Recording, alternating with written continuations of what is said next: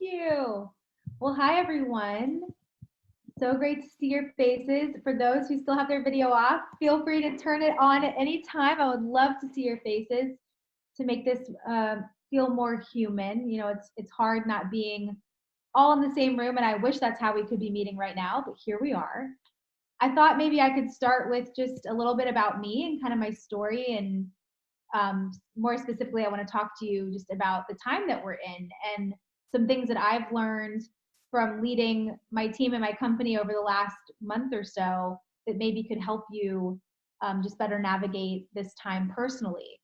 So my story begins, let's see, 2006. I graduated from high school, came to Gainesville, Florida. I was a student at the University of Florida and was very lost, had no idea what I wanted to do with my life, changed my major 9 times, and thought that I wanted to work on Wall Street because that was what all my friends were doing. I knew that you could make a lot of money being an investment banker, but I didn't really know what that meant. And I can tell you that my classes, they weren't my favorite. You know, I was learning a lot, but it's not like I was really excited about what I was learning.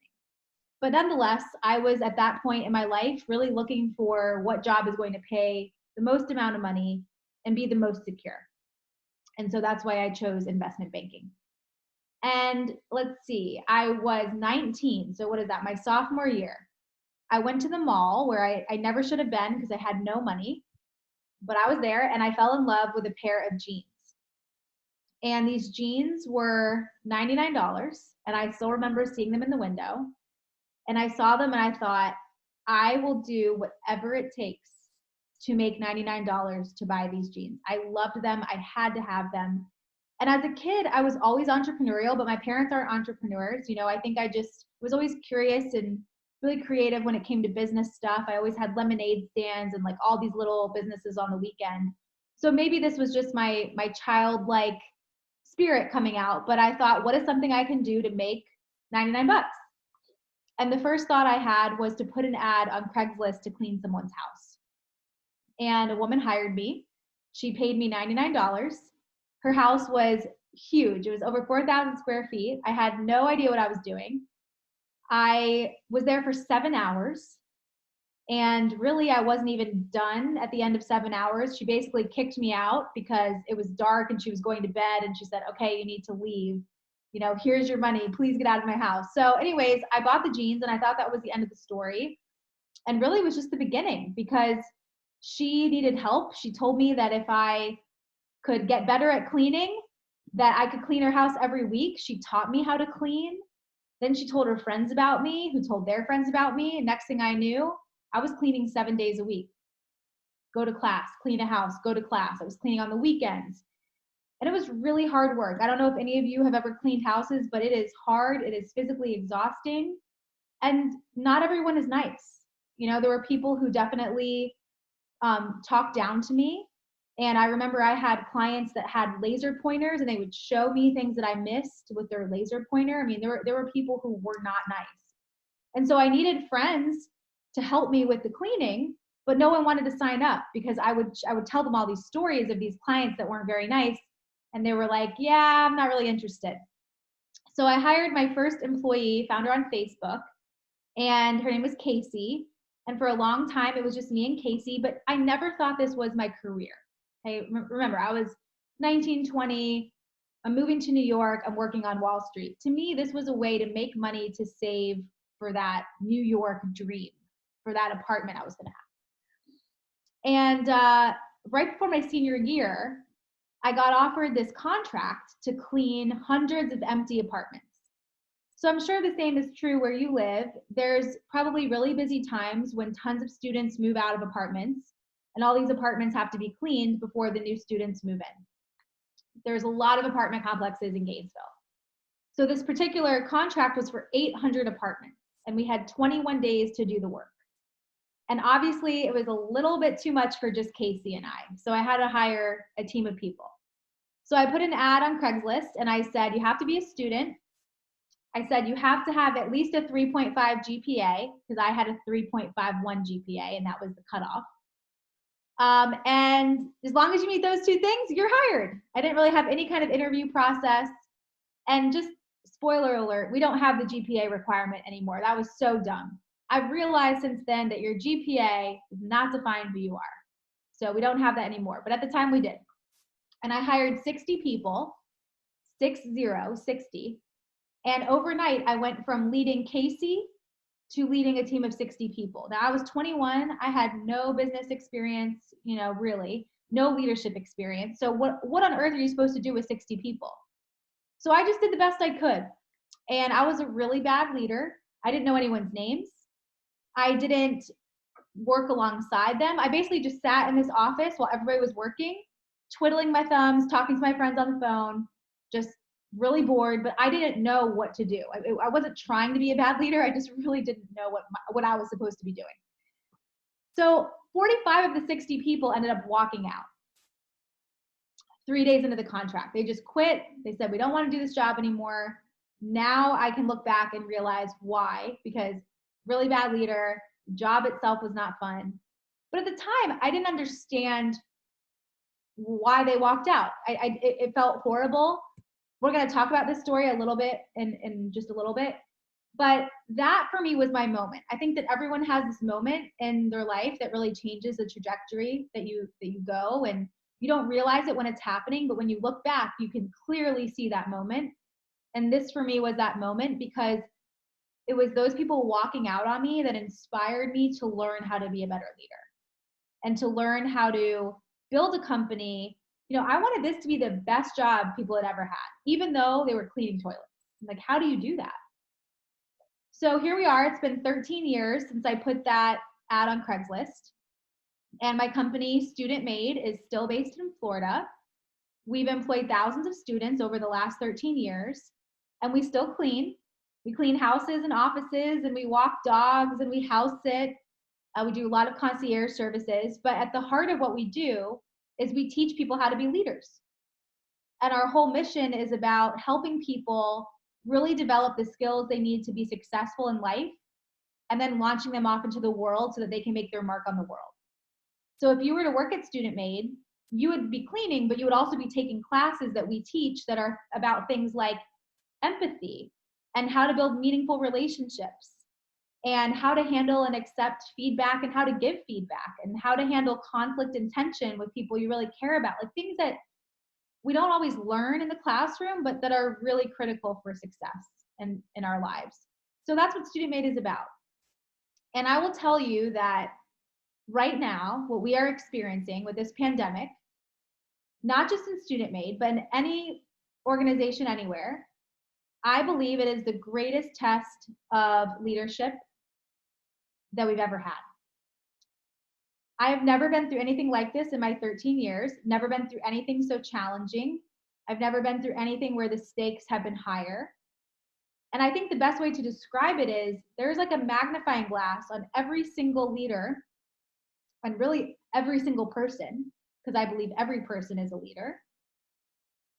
And the actions we take or we don't take, the decisions we make or we don't make, are what are determining our future success. And they're determining, in many ways, loyalty. I'm sure you've seen organizations like companies that you really support that maybe you buy things from them. Maybe you've seen them handle things in this pandemic in not the best way, and that changes your willingness to buy from them again. And I'm sure that there's other companies that you've seen where they've handled things really well, and they've earned your loyalty as a customer for a really long time because of how they've handled things right now. So that's what I mean by it's the greatest test. Whether you are leading yourself, leading a team, leading your family, leading a company, it is the greatest test of leadership. So I thought there are 3 things that I thought I would share with you. Nadine, it's not letting me, there's someone in the waiting room. Okay, I think it just let me have them. We're good. Okay, so there's 3 things I want to touch on, and then I thought we could open it up for Q&A. And those 3 things are fear, resilience, and redefining success. So first I want to talk about fear. Fear can be a really good thing and also a really bad thing. And I think that it is completely normal to feel afraid right now. the world was one way on January 1, and then this pandemic happened and we snapped our fingers and the world is now different. And there's a lot of uncertainty. I mean, I can't even imagine being in school and having this happen and having to, you know, pivot so much while in school. Like I can't even imagine what it feels like to be in your shoes. It is normal, especially if there's anyone graduating right now, like to feel afraid about the future and the next chapter and the unknown. I feel those things too. I'm wondering, like, what's going to happen to my company? What does the next chapter look like? So fear is good in that it's a sign that we're human and that we're alive and that we're not just living our life on autopilot, where we're not present and observing things. When you feel fear, it means something's working. You're alive, you're present, you're human. So I've learned to appreciate fear in that sense. It lets me know that I'm here, I'm experiencing this. But fear can be a bad thing if it gets in the way of us taking action, if it prevents us from moving forward, if it has such big control over us that it actually holds us back and we don't end up pursuing the things we want to pursue because we're afraid. So what I thought we could talk about is how do you learn to acknowledge fear but also move past it? Because right now, even though there's so much out of our control, there's actually a lot that's in our control. And even though our plans have changed and our goals have changed, we get to define what our new goals are, and we want to work towards those things. So the first tip I have for you is the next time you feel afraid, I just want you to acknowledge it. I don't want you to make yourself feel bad that you feel afraid, ignore it. Just acknowledge that you feel it and that it's okay.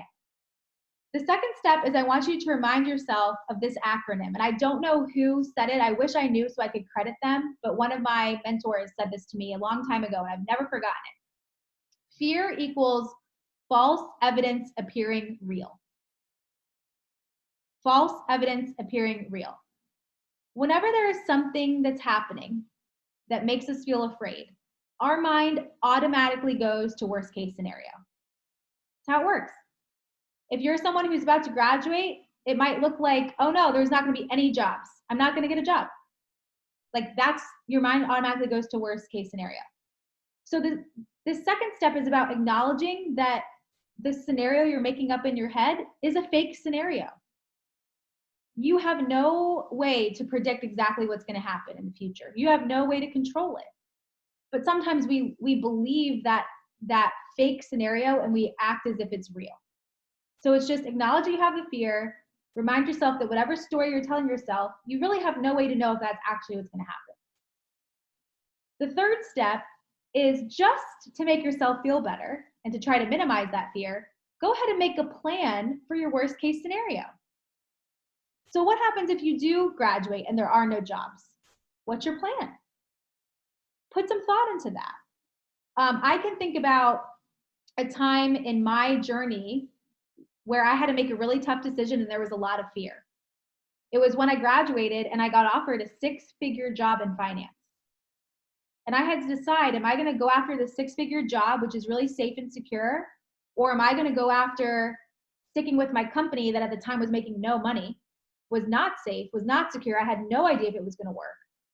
Well, my mind automatically went to worst case scenario. If I choose this, the company's not going to work. It's all going to come crashing down. I'm not going to have any money. I'm not going to be able to support myself. What am I going to do? So I said, okay, well, what if that actually happens? What if I choose to stick with my company and it doesn't work? What would I do? And I put a plan together. I would work as many part-time jobs as I had to make ends meet until I could find a more safer, secure job. So I decided to go after that. I decided, you know what? I made a plan for worst case, so I'm going to go after this opportunity, even if it doesn't work. So sometimes just making a plan for worst case is enough to help you minimize that fear. And then the fourth step, which is the most important step, is moving forward. I decided to go for the company, even though there was a lot of unknown and a lot that could have gone wrong. But I decided to go for that because I didn't want to live my whole life in what if land. So many people are in what if land for the rest of their life. They don't go after opportunities, they don't take risks, they don't try new things because there's a lot of fear of what if it doesn't work. And then you spend your whole life wondering, what if you had? And you don't want to be at the end of your life asking yourself that question. You want to know that you did things and tried things, and even when they didn't work, you still tried because now you know. So right now, normal to have fear, but how do you acknowledge it? Remind yourself that the story you're making up in your mind is a fake story. It could come true, but how many times does our worst case scenario not come true? A lot more times than it actually comes true. Just in case, let's make a plan for worst case so that we know what we would do if it happened, and let's have the courage to move forward so that we're not living in that what if land. The second thing I want to talk to you about is resilience. Resilience is probably the most important skill, and it's a skill that only you can sharpen when it comes to being successful in your life. Resilience is the skill that allows us to get back up, to try again, to keep moving forward. When times get hard, it's the skill that encourages us to keep going. And I really think the difference between successful people and unsuccessful people is the resilience and the willingness to get back up and keep going. Because I have failed a ton of times, but the difference between me and maybe someone else is that I was just willing to get back up. My book is called Permission to Screw Up. It's 300 pages of tons of failures, and I could write 10 more books. I screw up every day. And here's the thing about resilience. It's only learned when times get hard. So, how is it related to this experience we're having now with this pandemic? Well, I think in life you have a choice. You can choose to be the victim, and you can choose to say that things are happening to you and it's not fair, and you can have a pity party about it. And I am not saying like these times are hard. I know, and I have had pity parties, and I have said this isn't fair. I've been there. But do you stay in that victim mentality, or do you learn to move to a, what if there could be some good in this? What if there could be some lessons that I could learn in this hard time? What if I could use this time to try new things, even if those things fail, so that I can learn and actually make this an opportunity? And I think it's possible to be going through a really hard time that feels really sad and really scary, while also being able to make the best out of that situation and to find opportunities in that situation. It's like, if you think about how amazing it is that sometimes in our darkest moments as humans, we see the most beautiful things. How is that? How is it right now that there's so much sadness, but yet we're seeing the most amazing parts of our human spirit?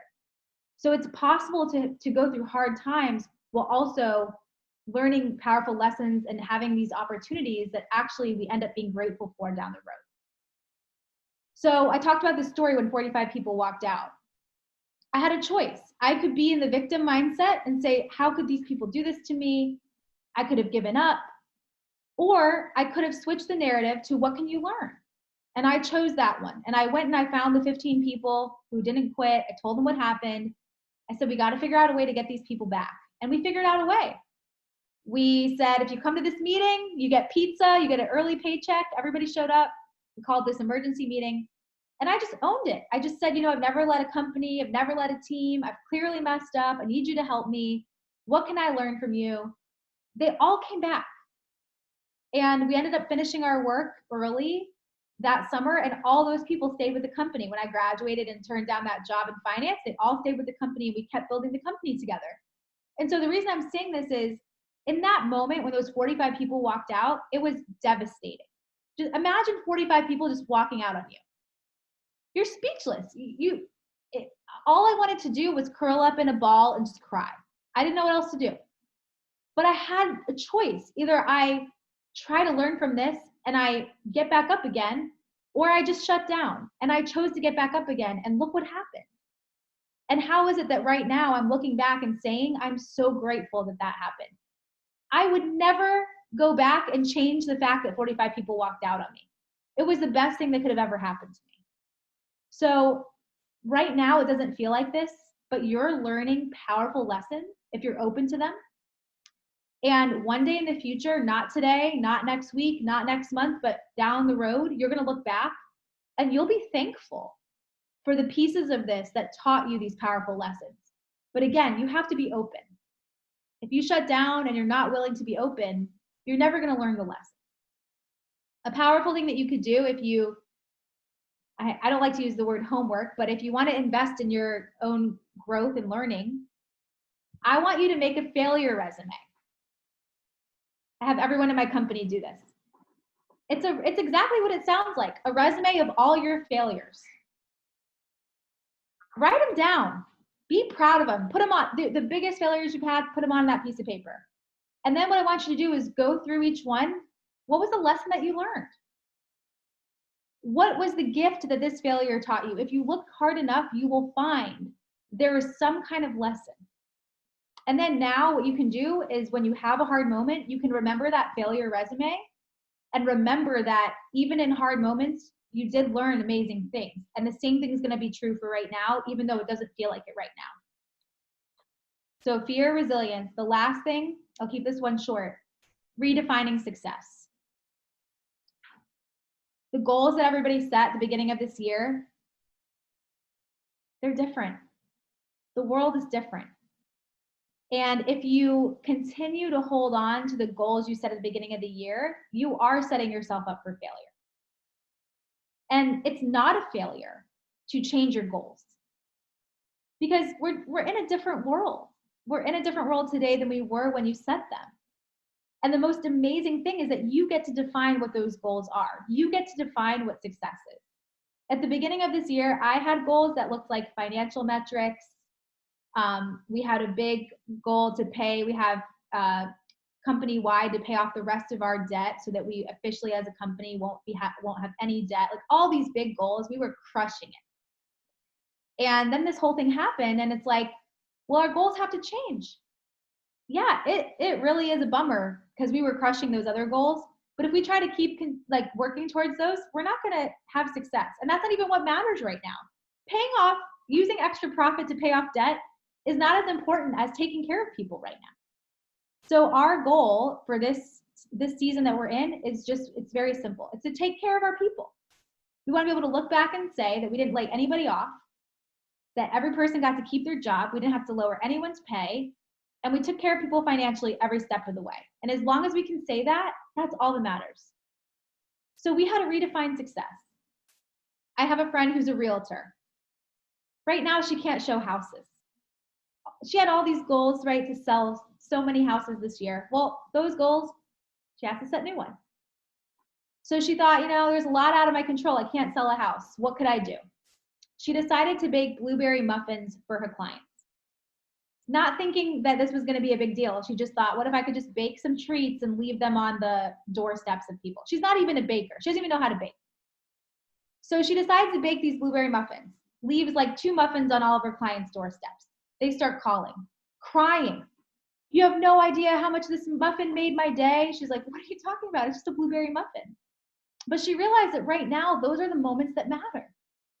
And so she totally changed success in her mind. It's just, how can I offer joy to my clients that I have? And you know what's going to happen for her is down the road, when those people's friends need a realtor, they're going to tell their friends to call her. So what I'm saying is we have to press the reset button. We have to think about what is in our control. That's a really important piece. What is in our control? And how can we redefine success so that the goals we have are in our control? You can control being kind, being compassionate, spreading joy and light to people's lives. You may not be able to control getting a job if you're graduating, but you can control making a list of all the places that you'd like to work, trying to build relationships at those places and let them, know that you're interested when they're able to hire one day in the future. Like, there are a lot of things in your control if you really start to look at it that way. So with that, I've got about 15-ish, 20 minutes before I have to hop off. So let's open it up for questions. What questions do you have about what I've said? Or maybe you want to share something that really resonated with you. Either type the question in the chat box or unmute yourself to do so. Again, I want to thank Kristen for coming in today. Again, this is privileged to have her. We got to meet her in person in November when she was at the Troesh Center and did a talk on her book, Permission to Screw Up. I guess, Kristen, one thing to start off the questions is there anything you recommend during this tough time to do daily to kind of keep your mindset up and to keep going each day? Yeah. So I have three things. First is I always start my day with gratitude. I think of three things I'm grateful for as soon as I wake up. I literally open my eyes in my bed and I just sit there and think, what three things am I grateful for? And even when it feels like the world is falling apart, you can always find something to be grateful for. And it's really changed my mindset. I notice small things that I never used to notice. And it could just be like, I'm thankful for this candle that's burning over here that smells really good, or I'm thankful that I'm able to open my eyes today and have another day. I mean, it's just the things that we sometimes take for granted. So three things every morning that I'm grateful for. The second thing is I have tried to meditate. It doesn't work for me. So I kind of had to find my own way. And the way that works for me is I play this song called, I'm sure you know it, This Little Light of Mine. Mm-hmm. And I just close my eyes and I imagine that I have a light in my heart and that every person I'm going to interact with that day, the light is spreading from my heart to their heart. And that's all. I close my eyes and just imagine that for the whole song, and that's it. And what it does is it reminds me on phone calls, on meetings like these, that's why I wanted to see your faces. Like, I am going to be interacting with so many people, and I have the chance to add more brightness to their day and more love to their day if I choose to look at it that way. And again, always in my control. And then the third thing is I get active.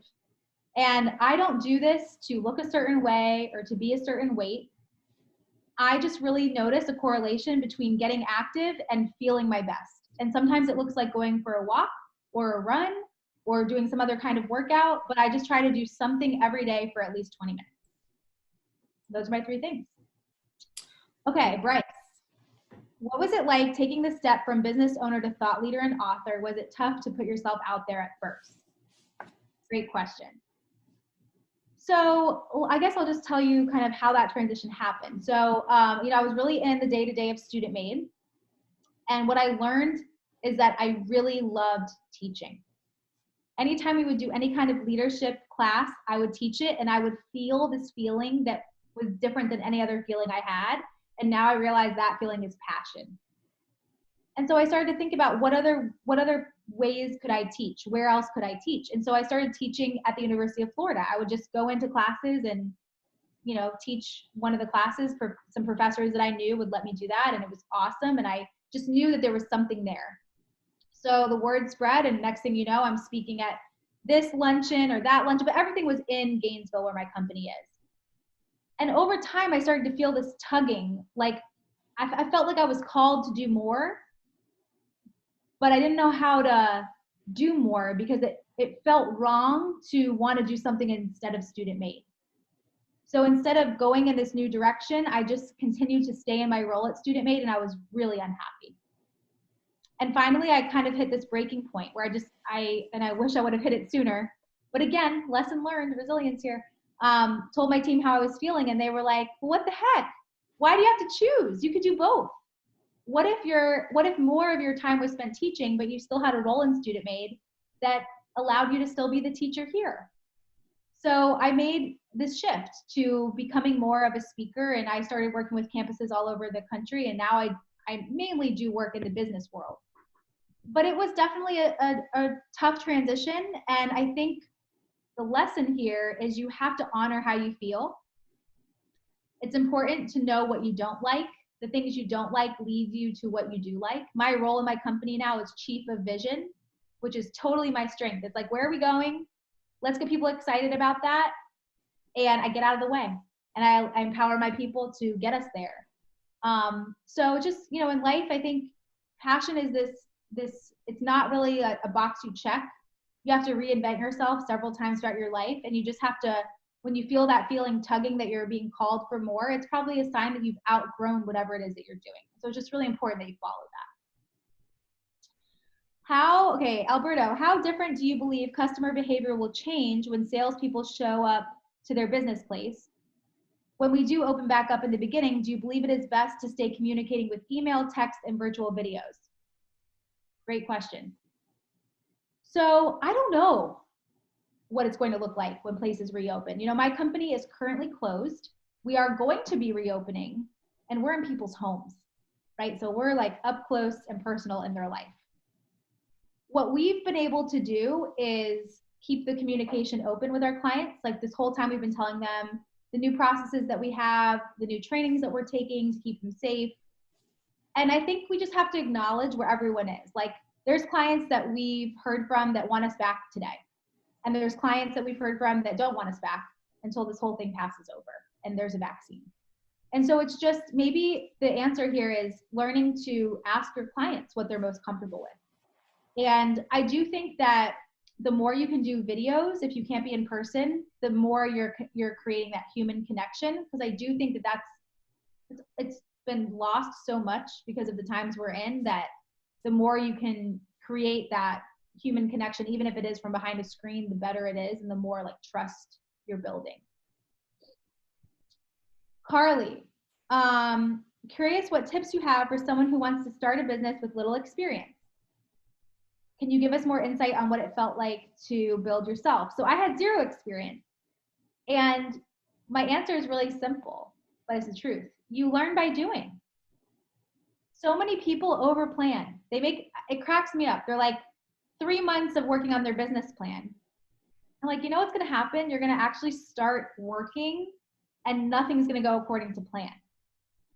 Planning is guessing. Just like the whole fear analogy, you have no way to predict. You can plan all you want, but you have no way to predict exactly what's going to happen. I'm not saying to jump into something without any kind of plan, but it's better to take action than it is to overplan, because you're going to learn by what works and what doesn't. I have this great example for you. I didn't know what to set my pricing at, right? Like most cleaning companies charge an hourly rate.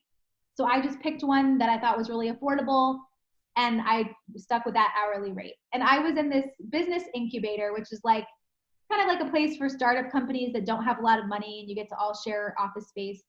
And there was this mentor that was there to help all the startup companies. And so he overheard me answering the phone. I think at the time our hourly rate was $35 an hour. And I hung up and he said, "You only charge $35 an hour? Don't you think that's a little low?" I was like, "Well, I don't know. I mean, that's the price we've had for a long time. People pay it." The phone rang as we were having this conversation, and I just said, "Hi, our price is $65 an hour." Just like that, I increased the price by $30, and guess what? The person paid it. And from that point forward, our price went to $65 an hour. So what would happen if they said no? Okay, I would learn 65 is too high, 35 maybe is too low, maybe next time I'll try for 50. Like you learn by doing. So just try. The worst that's gonna happen is you're gonna learn something. And read. Read. I read so many books. I took a speed reading class so I could read as much as possible. And don't just stick to the business section. Some of my favorite books that I learned from were reading about coaches and like sports stuff. Because if you think about it, a coach has to really align a group of people to achieve something. So some of the best books I read in leadership were actually not even in the business aisle at all. So read. Okay. Why didn't you take the six-figure job and work on your company on the side? Whatever your decision was, you're brave for taking risks. Thank you. Why didn't I take the job? So I think my mentality is go all in. There's a lot of people that have a job and a side hustle, and the side hustle never becomes a company because you only have so many hours in the day. Now, at the time, I didn't have any responsibilities. I didn't have children. It was just me. I didn't own a home. So I know this is easier said than done. Like if you want to have a business and you have a family to support and you have a mortgage payment, it doesn't always look as easy as, well, I'll just quit my job and go all in. But you have to be willing to dedicate a lot of time if you want something to be successful. So for me, even though I didn't have another job, I was working really late on the weekends. Like I didn't go hang out with my friends. All of my time was spent on making sure this business got legs so that it could succeed. That's not a healthy pattern to stay in forever, but at the beginning, it takes a lot of energy if you want it to be successful. And if you're not willing to put that energy towards it, that might be a sign that you don't want it bad enough. So at some point I had to learn that it's not sustainable to work to that level. And I don't think balance is actually achievable. I think it's just that some seasons in your life you give more to certain things while giving less to others, and you just want to make sure that you aren't giving too much to one thing and giving too little to one thing for very long. So like right now, I'm here with my company. I actually live in Houston, but I've been in Florida since March 8th because I want to be here with my team. I'm going all in on the business right now. I haven't seen my fiance since March 8th, but I'm going to see him tomorrow. And when I see him tomorrow, I'm turning the work hat off and I'm going all in with my family. And so just, you know, it's sometimes you do have seasons where you have to go all in, and it's just being able to recognize when it's time to switch that. Okay. How do you evaluate your interns and employees when you remember what you were capable of at their level? I push my interns and feel like they're not as ambitious as I was at their stage. Yeah, so I have this thing that I teach in our company called the line. And the line is a symbol of what it takes for a relationship to work. And I think part of the issue is sometimes we think our expectations are clear, but they're not clear. People don't always know what's expected of them. For many people, it could be their first job. And so they don't really know what to expect. So I believe in really setting the expectations from the very beginning. So what we do is we have this line of tape on the floor, and we bring everybody to this line of tape, and we have like our new interns, our new team members stand at the line, all the leaders in our company stand at the line, and we say something like, this line is a symbol of our relationship. We all have to stand here every single day. What it means to stand at the line on your end is that you're going to show up trying your best every day. You're going to be a problem solver. You're going to learn from your mistakes and get back up again. You're going to accept our feedback and do it differently. You're going to be open to the relationship that we want to build with you, like all these things. And then here's what it takes for us to stand at the line. We have to give you the tools to do your job. We're going to coach you and train you. We're going to give you opportunities to try things, even if you might fail. We're going to give you feedback to help you grow.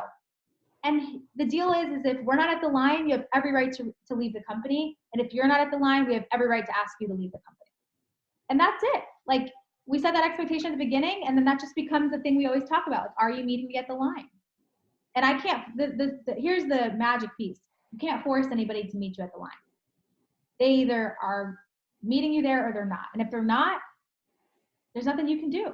So you have to ask them to walk away. And it's better for both if they're not meeting you at the line. Do I have any podcasts, books? Oh, yes. Okay. Is there a way, Nadine, can you share my slide? Yes. Let me grab that. So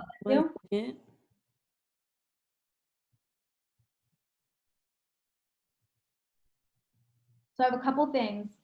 I know that when you don't, like, everybody, I want you to take out your phone or like open a browser on your computer. I'm going to just show you a couple things on your, so you can see what I'm talking about here.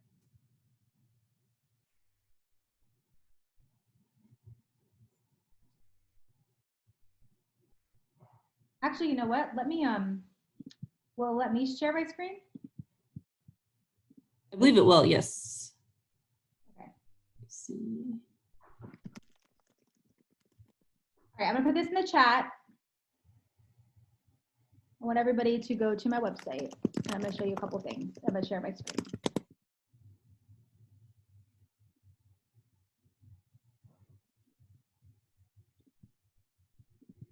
You're about to see my face really big. You're ready to see my face? Yep, perfect. Okay. We can see that. I gotta X out of that. Okay, so there's a couple things on my website. Number one, blog. I want you to click this and subscribe to my blog with your email, because here's why. Every Tuesday, I will send you an email that has a really short, just like what's on my mind and heart as a leader. And I'm writing, like, it is me, and I'm writing about what we're experiencing right now. And I try to make it really relatable so that whatever I'm learning, there's a takeaway for you to apply for your life. So subscribe to the blog if you're interested in that. The second thing is this page called resources. This page is the best. Here are all the books that I recommend and why. I've got podcasts if you want to listen to some podcasts I've been on, but here's a really awesome part. I have these tests that you can take to learn more about yourself as a leader and just more about the kind of things that maybe you could pursue that would be in line with your strengths. And then down below, I've got these resources. There's things like how to be more vulnerable, how to be a better listener. These are things we teach in Student Maid. They're all pay what you can. So when you click on one, it's going to say, enter the amount you want to pay. You can just put 0 and it will automatically email it to you and you can have those. And then my social media is just my name. So Kristen Hadeed. You can find me on Instagram, LinkedIn, Facebook. But I hope, please stay in touch because I work really hard to continue to produce content that I think will be valuable. And I just hope this isn't the last time that we connect. I answer all of my DMs. Like anytime you have a question, I will help you. And if I can't, I will have someone on my team help you. I'm always here for you. I was so impressed when I first DM'd Kristen to talk about our first November and she responded. I like freaked out. I never would have done that earlier. So it was really exciting to have you to come to that as well. I know you also mentioned something about something in May for students as well that we had chatted about. Mm-hmm. Oh yes, we're still working on that. Oh, okay. Or coming soon if it happens. Okay.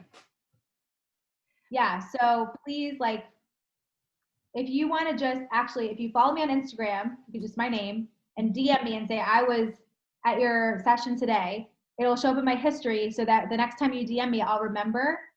So do that so that I have your info and it's saved in my Instagram. But yeah, this whole thing happened because Nadine DM'd me on Instagram. So there you go. Any other questions? Guys, one more question and be mindful of our time. And again, I will be sharing this interview actually through Canvas. I'm creating a Canvas site with the Troesh Center. So everyone who registered for this event, I have your UNLV login. I'll add you to our Canvas page. This interview will be available on that Canvas page. I'm going to upload other resources. We've done a few workshops, kind of applicable ones like graphic design, how you can do wearable marketing. We've recorded those. We'll put those on the Canvas site as well. So we also want to be a continued resource for you during this time where everyone's remote and doing different things. But again, I hope everyone can say thank you to Kristen for joining us today. It was a pleasure. I'll definitely follow up again to when I can have you come back to campus because seeing her in person, we actually did a run with her in November when she came. I definitely want to try that again and get people moving and doing the run as part of our activity we do with her. But again, thank you so much, Kristen, for everything. It's always a pleasure to see you. Thank you all. And I always end with a Zoom hug. So I'm going to give you all a Zoom hug. Thank you. This time with me, and I'm always here for you. I hope you use that. I hope you remember that. Okay. No matter what, I'm here to help. Thank you so much, Kristen. Thank you for attending. Bye, everyone. Bye.